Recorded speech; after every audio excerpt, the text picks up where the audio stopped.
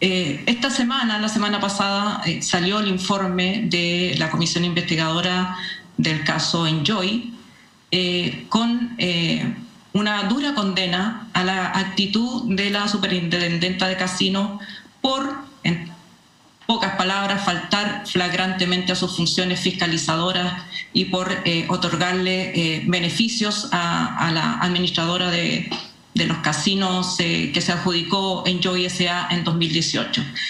Y como subproducto de esos antecedentes están los antecedentes que vinculan al presidente Piñera con dos empresas que administran su fideicomiso ciego y que están absolutamente comprometidas en la suerte de Enjoy.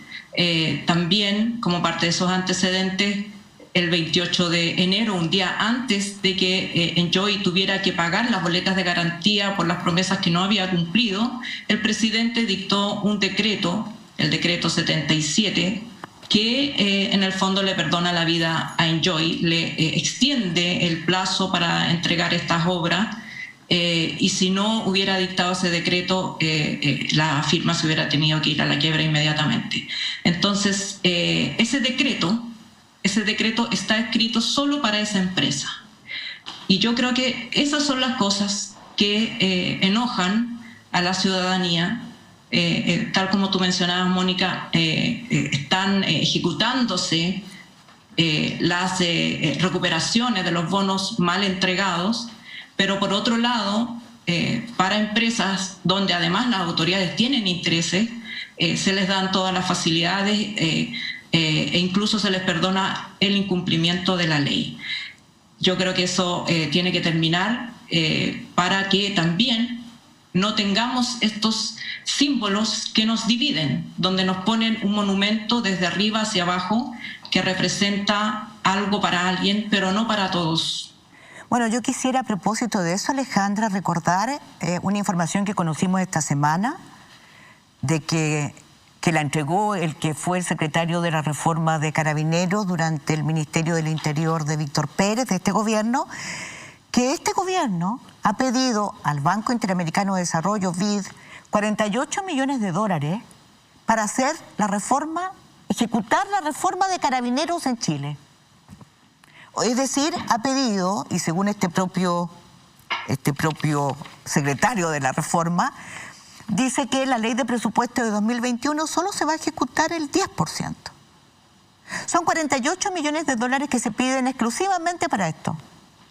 Pero él dice algo, o sea, hay tres cosas que quiero llamar la atención. La reforma de Carabineros la estamos pidiendo, una reforma radical, importante, con entrenamiento, que termine con la impunidad, porque terminar con la impunidad es que haya control de cuentas, que haya fiscalización adecuada y que no deliberen. Que los carabineros no deliberen, como están deliberando hace mucho tiempo.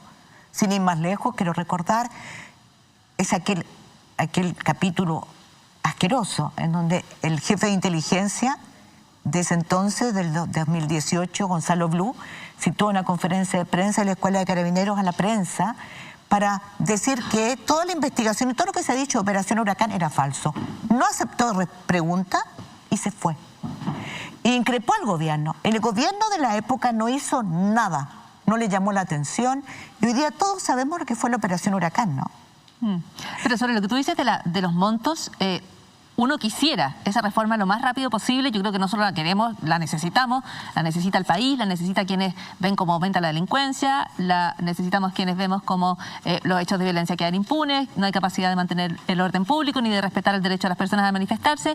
Y tú dices que de ese monto de dinero, que a mí me parece tremendamente muy alto, yo estoy leyendo sus declaraciones. El señor se llama Ronald von der Wet y dice, se pidió 48 millones al BID y solo se ejecutará el 10% según la última glosa del presupuesto 2021.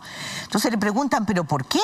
Claro, si es tan urgente la reforma. No, le preguntado, ¿y dónde está el resto de la plata? Habría que preguntarle a la gente que lo pidió. ¿Qué pasa con el 90%? Claro, porque nos endeudamos como Estado, fíjense bien, nos endeudamos como Estado en 25 años para financiar cambios que se podían hacer con recursos propios. Además, este préstamo no cubrirá cosas urgentes como renovación de material, pues hay muchos vehículos dañados. Desconozco las razones, pero doy fe de que hay un 10% a ejecutar este año, lo que demuestra que no hubo planificación seria al pedir el préstamo. Bueno, quizás también eso te muestra en parte lo que ha sido el retraso de la reforma. O sea, esta es una reforma que se viene conversando desde después del estallido social, hablemoslo así, quizás con más fuerza, y no se entiende por qué todavía no se logra avanzar en la reforma. O al revés, Mina, no es comprensible que esté esa dimensión de recursos y no avance la reforma. Perdón, quiero decir que esta es una entrevista, te doy al tiro la palabra, Alejandra, una entrevista que hizo Ronald von der Wet en La Tercera el 6 de marzo pasado. Véanla, es sorprendente. Alejandra.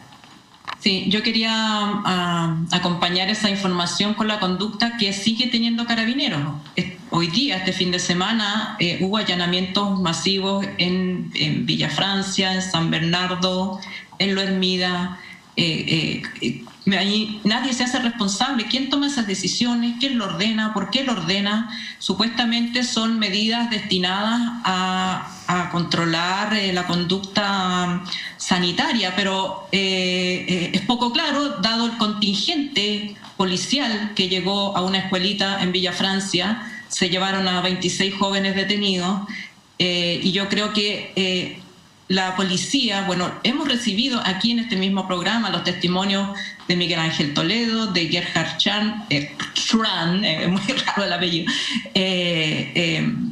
carabineros que nos han contado de las cosas que ocurren al interior. Y yo creo que Alejandra, ya no nos sorprendería nada nuevo al respecto, pero no se hace nada. Me gustaría hacerte una pregunta. Me da la impresión que en Estados Unidos iniciaron esa reforma profunda a la Carabineros después de la muerte de George Floyd y después de que se iniciara el proceso por la muerte de George Floyd a manos de un agente policial que lo mantuvo bajo su rodilla 9 minutos hasta que lo ahogó, ¿no? Lo asfixió. Claro, si comparamos ese caso con lo que ha ocurrido con los derechos humanos en Chile, se constituyó recién el jurado este viernes y está muy atenta a la ciudadanía al inicio del juicio contra los policías. Hay un juicio separado por cada policía que está involucrado ahí, y los delitos son muy graves los que se le acusan.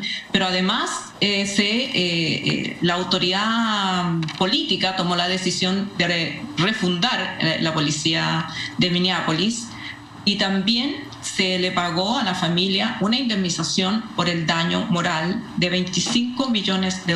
Es el acuerdo más oneroso, alto, ¿no es cierto? Más alto. Sí, exacto. Y, bueno, y la familia lo ha tomado como una demostración de que la vida de los afroamericanos, en inglés la palabra es muy fea, en español, pero, de los afroamericanos vale. Entonces, claro, en este país también la justicia civil es tan importante como la justicia penal. ¿Cuánto vale una vida arrebatada injustamente por el Estado? Y la Cámara de Representantes de Estados Unidos aprobó la reforma. Esa reforma, a mí me encantaría que nosotros en algún minuto tuviéramos a la vista lo que significa esa reforma, porque tiene exactamente que ver con lo que nos ha pasado a nosotros. Voy a ponerlo desde el 18 de octubre, aunque nos está pasando desde antes, como bien lo sabemos, ¿no? Pero esa reforma, cuando yo la vi, me emocioné, porque sentí que la Cámara de Representantes, el Congreso de Estados Unidos, está hincándole el diente a un problema de legitimidad urgente, porque su democracia está en peligro. Pero te digo algo, Mónica. Claro, pero lo bueno es que hay policías por estado. Entonces, claro, no es cada comunidad, cada estado, en el fondo, bueno, por población, cada estado puede ser un país entero, pero cada estado resuelve sobre sus policías, y en todos los estados se ha generado un movimiento que se llama desfinanciar a la policía. Y el movimiento es desfinanciar a la policía de instrumentos de represión, en el fondo, y usarlos para beneficio social, para, por ejemplo, rehabilitación de drogas, para apoyo a las familias vulnerables, porque se entiende que ahí está una manera también de evitar la comisión de delitos. Bien, ¿no querías agregar algo? Sí, solo decir que esta es una reforma que no solo la sociedad espera, ¿no?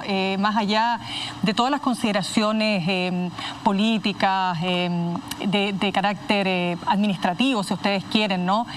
Acá yo creo que es el propio pueblo de los carabineros, ¿no es cierto?, el que también, de alguna forma, se va a ver absolutamente beneficiado con una reforma que lo que pretende es profesionalizarlo, lo que pretende es dotarlos de mayor formación, de mejor formación, que un carabinero no tenga que actuar sobre un hecho incontrolable y que por esa falta de preparación termine disparándole a una persona inocente o ejerciendo violencia innecesaria o saltándose, ¿no es cierto?, las facultades propias que la ley le otorga, porque sabemos que tanto Carabineros como todas las fuerzas policiales y las Fuerzas Armadas, ¿no es cierto?, tienen lo que se llama la fuerza legítima, que el Estado le otorga, pero legítima, resguardando, por supuesto, las limitaciones del Estado de Derecho. Mirna, ustedes han reflexionado en una cosa.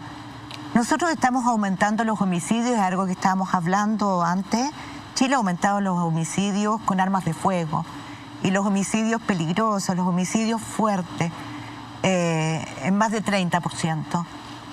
Estamos aumentando en una tasa muy peligrosa, en una curva peligrosa. Entonces nosotros les estamos entregando, y es un punto de inflexión, le estamos entregando a los carabineros, a la policía, el monopolio de las armas, a cambio de seguridad, que es lo que no nos están dando. Por eso es urgente que la autoridad política actúe, porque tú no le entregas como ciudadanos, como país, el control de las armas, el monopolio de las armas peligrosas, ¿no? La fuerza. Exacto. La fuerza a cambio legítima. de nada, no, se las entregas para que controle la seguridad, para que controle el narcotráfico, las pandillas, para que no haya más niños muertos como ha habido esta semana en nuestras calles. Y eso no está ocurriendo. Fíjense que le acaban y yo creo que una cosa súper importante también es la labor de la policía como brazo auxiliar de la justicia. La policía tiene que investigar los delitos. No puede considerarse un ejército en contra de la población. Considerar sectores completos enemigos porque allí se cometen delitos. Los delitos hay que investigarlos cada uno en su mérito y allegar las pruebas suficientes para establecer condenas. No se puede condenar a una población entera porque hay ahí habitantes que hacen labores de narcotráfico. De la misma manera que no mandamos a carabineros a allanar toda la dehesa porque allí vive Carlos Lavín y Carlos Délanos, que cometieron delitos de fraude al Estado. Digamos, a nadie se le ocurriría. Pero, sin embargo, nuestra policía es una policía que tiene esa impronta militar. Es una policía a nivel nacional jerarquizada y discriminatoria, donde hay castas, los oficiales y los suboficiales, que generan prácticas y conductas que llevan a la corrupción y al abuso de poder, porque hay un problema institucional, no es de bondad o maldad de alguna persona en particular. Yo creo que el tema de fondo es para qué sirve la policía, cuál es su función y cómo está organizada para cumplir esa función. Quiero hacer un punto respecto al aumento en los homicidios en Chile, que es yo creo que una cuestión de la mayor gravedad. Y yo creo que tiene que ver con las policías, pero también tiene que ver con la política, tiene que ver con las conversaciones públicas, con nosotros como personas que tienen una opción de hablar en público y también para toda la comunidad. La alerta respecto a que en Chile estaban aumentando los homicidios ya se venía escuchando hace bastante tiempo, lo venía diciendo Mauricio Duche, lo venía diciendo varias personas que estaban investigando el tema de los delitos. Y yo creo que no pusimos la suficiente atención en eso, porque la conversación respecto a la delincuencia se nos distorsiona muy rápidamente, ¿no es cierto? O empezamos a ver hechos que son más acotados, que son menos graves que los homicidios, de manera reiterativa, al punto que generamos una sensación de inseguridad permanente, ¿no es cierto? De que nos van a carterear, de que va a haber robos, qué sé yo. Y yo creo que en esa especie de mirada distorsionada no supimos sopesar bien qué es lo que estaba pasando. Y los homicidios y la tasa de homicidios ya subió. Eso y se debería haber detenido. Oye, perdón, brevemente. no supimos quién, si nosotros no hemos ejercido el poder. No, me refería, por ejemplo, Alejandra, cuando estás frente a la televisión aquí y uno ve noticias de pequeños pero a mí me parece que cada cual tiene que asumir la responsabilidad. A eso es lo que digo. Yo creo que todos tenemos que nosotros sobre la espalda. No, yo digo que todos deberíamos haber dado la alerta y naturalmente que quienes tienen poder tienen más responsabilidad. Pero yo creo que es bueno que los medios reflexionemos sobre lo que hacemos. La sociedad tiene que ser muy cauta también y muy incisiva, ¿no? Porque, ojo, el narcotráfico se hace con inteligencia y la verdad es que una buena inteligencia en Chile hace mucho rato que no está. Pero bueno, inteligencia policial, porque también muchas veces la gente asume inteligencia como labores de espionaje. Perdón, yo estoy hablando, Alejandra, obvio que estoy hablando, Alejandra, obvio, estoy hablando de la inteligencia. Porque dice, Mónica González está pidiendo inteligencia, entonces más recursos para la ANI. Pero eso a mí no me interesa mucho que digan esas cosas. Lo que nos interesa es inteligencia para la ciudadanía, Oye, cortito, para salvar vidas. Ya que estamos en Estados Unidos, en el tema de Estados Unidos, yo creo que Estados Unidos no es ejemplo en muy pocas materias, digamos, pero creo que hay una cuestión importante en el millonario paquete, billonario, trillonario en cifras norteamericanas, de ayuda en tiempos de la pandemia. Vamos a hablar de la pandemia. Estamos en un momento terriblemente complicado en términos de alza de contagios, más cuarentenas, más restricciones. Eso hace más lenta la recuperación de la economía, que, ojo, va a ser importante porque el precio del cobre más o menos imaginamos que va al alza, porque China y Estados Unidos tienen perspectivas de crecimiento en torno al 6%, entonces, ojo, la economía va a crecer, pero en ese proceso el empleo se va a demorar muchísimo y muchas personas lo van a pasar muy mal. O sea, y para ellas... diciendo, miremos a Estados Unidos porque nosotros vamos a necesitar... Miremos a Estados Unidos porque Estados Unidos acaba de hacer un paquete de ayuda millonario y que es rápido y que llega a todas las personas por igual. Y en Chile lo que tenemos, ya termino rápidamente, son un paquete de ayudas que es el IFE, el subsidio del empleo y un bono clase media que está en la conversación, que es, de nuevo, en mi opinión, a cuentagotas, confuso, es difícil de entender. Y porque el mayor esfuerzo lo hemos hecho nosotros. Y el mayor esfuerzo se las de las personas. AFP.